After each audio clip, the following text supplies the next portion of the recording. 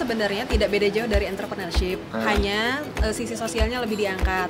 Contohnya, kalau misalnya di satu masyarakat, satu komunitas memang mereka memiliki permasalahan sosial, baik itu dari sisi ekonomi, baik itu dari sisi budaya, baik itu dari sisi apapun, dan mereka berpotensi untuk mengerjakan sesuatu, kita bisa memikirkan kira-kira solusinya apa sih yang memang bisa kita nilai dalam sisi bisnis, kita bisa lakukan dalam sisi bisnis.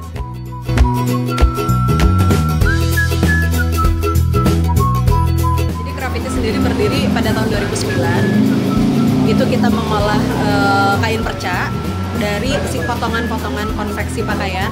Kita concern lebih ke kain tradisional karena dulu perca, maksudnya yang booming kain tradisional dulu itu adalah batik.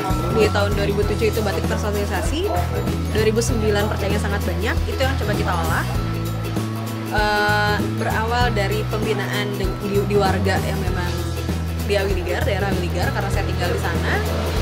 Terus si kain perca ini kita buat desain sedemikian rupa sehingga punya nilai unik tersendiri, nilai desain sendiri.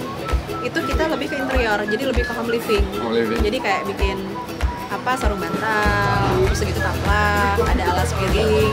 Mungkin sekarang perluasannya ada tote bag, ada pouch. Banyak perluasannya, tapi semuanya masih sekitar pengolahan kain perca batik.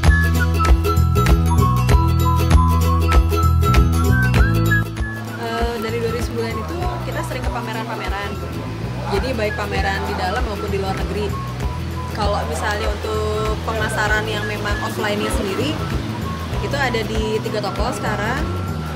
3, 2 di Jakarta, 2 itu di Grand Indonesia, di alun-alun Indonesia.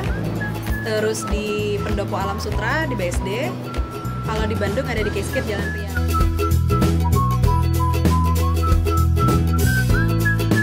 Pada awalnya sebenarnya berangkat dari keinginan untuk membantu. Jadi awal Craft-It sendiri, brand saya itu Craft-It itu berdiri itu 2009. Pada saat itu saya karena dari kecil di situ, tinggal di situ, saya melihat satu permasalahan yang memang ada di daerah tempat tinggal gitu. Jadi kebetulan saya tinggal di komplek, ada satu perkampungan yang memang secara ekonomi mereka membutuhkan. Pada saat itu saya berpikir apa yang memang bisa saya bantu dari mereka. Banyak mereka menjadi pembantu rumah tangga, tapi hanya segelintir yang memang bisa menyerap mereka untuk membantu di rumah tangga masing-masing.